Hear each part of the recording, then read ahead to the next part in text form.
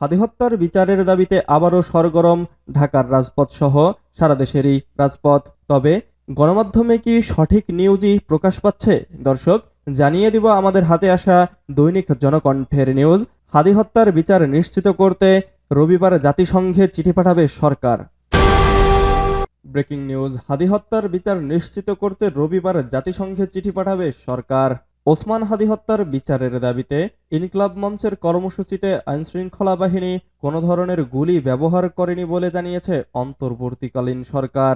একই সঙ্গে Dhaka medical college হাসপাতালের জরুরি বিভাগের চিকিৎসকেরাও নিশ্চিত করেছেন আহত কোনো ব্যক্তির শরীরে গুলির চিহ্ন নেই।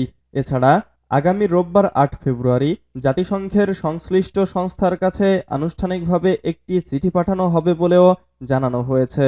শুক্রবার ৬ ফেব্রুয়ারি সন্ধ্যায় প্রধান উপদেষ্টার দপ্তর থেকে পাঠানো এক বিবৃতিতে এসব তথ্য জানানো হয়। বিবৃতিতে উল্লেখ করা হয়, শহীদ শরীফ ওসমান হাদি হত্যার বিচারের দাবিতে গত ৫ ফেব্রুয়ারি বিকেল থেকে ইনকিলাব মঞ্চের ব্যানারে রাষ্ট্রীয় অতিথি ভবন যমুনার সামনে বিক্ষোভ শুরু হয়। যমুনা ও আশেপাশের এলাকায় বিক্ষোভ নিষিদ্ধ থাকা সত্ত্বেও প্রথম দিকে আইনশৃঙ্খলা বাহিনী বিক্ষোভকারীদের বিরুদ্ধে কোনো ধরনের বল প্রয়োগ করেনি। পরবর্তীতে বিক্ষোভকারীরা ব্যারিকেড ভেঙে যমুনার দিকে এগিয়ে যাওয়ার চেষ্টা করলে এক পর্যায়ে জলকামানের উপর উঠে পড়লে পরিস্থিতি নিয়ন্ত্রণে আনতে আইনশৃঙ্খলা বাহিনী সাউন্ড গ্রেনেড ও জলকামান ব্যবহার করে। সরকার স্পষ্টভাবে জানায়, এ সময় কোনো ধরনের গুলি ছোড়া হয়নি। বিবৃতিতে আরও বলা হয়, আইনশৃঙ্খলা বজায় রাখা এবং প্রধান উপদেষ্টার নিরাপত্তা নিশ্চিত করতে যমুনা ও আশেপাশের এলাকায় সভা সমাবেশ, মিছিল, গণজমায়েত ও বিক্ষোভ নিষিদ্ধ রয়েছে।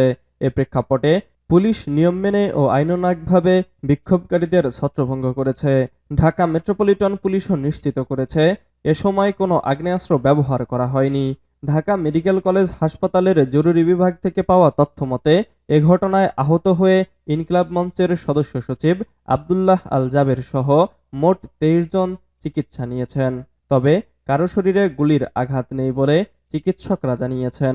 সরকার পুনরায় জানায়, শহীদ ওসমান হাদি হত্যার বিচার নিশ্চিত করতে তারা দৃঢ় প্রতিজ্ঞ। জাতিসংঘের তত্ত্বাবধানে তদন্ত পরিচালনার আইনগত বিষয় সরকার গুরুত্বের সঙ্গে পর্যালোচনা করছে এবং এ বিষয়ে সংশ্লিষ্ট সংস্থায় আনুষ্ঠানিক চিঠি পাঠানো হবে। বিক্ষোভকারীদের ওপর অতিরিক্ত বল প্রয়োগের অভিযোগ সঠিক নয় বলেও প্রেস উইং জানিয়েছে। আসন্ন নির্বাচন সামনে রেখে এই সংবেদনশীল সময়ে সরকার সবাইকে ধৈর্য সংযম ও দায়িত্বশীল আচরণ বজায় রাখার আহ্বান জানিয়েছে। বিবৃতিতে বলা হয়, দেশের প্রায় ১৮ কোটি মানুষ এই নির্বাচনের জন্য অপেক্ষায় রয়েছে এবং আন্তর্জাতিক সম্প্রদায়ের নজর বর্তমানে বাংলাদেশের দিকে। ইতোমধ্যে বহু বিদেশি সাংবাদিক ও পর্যবেক্ষক দেশে এসেছেন। সরকার একটি উৎসবমুখর, শান্তিপূর্ণ ও অংশগ্রহণমূলক নির্বাচন নিশ্চিত করতে সর্বোচ্চ সহযোগিতা কামনা করছে। তারা মনে করে, এই নির্বাচন দেশের গণতান্ত্রিক অগ্রযাত্রায় একটি গুরুত্বপূর্ণ মাইলফলক।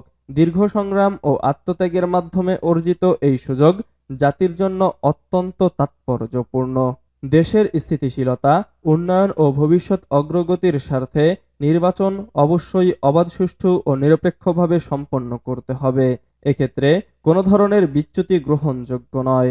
সরকারের বিশ্বাস, নাগরিকদের সম্মিলিত দায়িত্বশীলতা ও সহযোগিতার মাধ্যমেই একটি গ্রহণযোগ্য ও মর্যাদাপূর্ণ নির্বাচন সফল করা সম্ভব।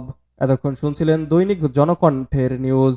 তবে আব্দুল্লাহ আল জাবের সহ অন্যান্যদের হসপিটাল থেকে অথবা বাইরে থেকে যেসব ছবি পাঠানো হয়েছে সে সকল ছবি দেখে আপনাদের কি মনে হচ্ছে জানিয়ে দিবেন কমেন্ট বক্সে।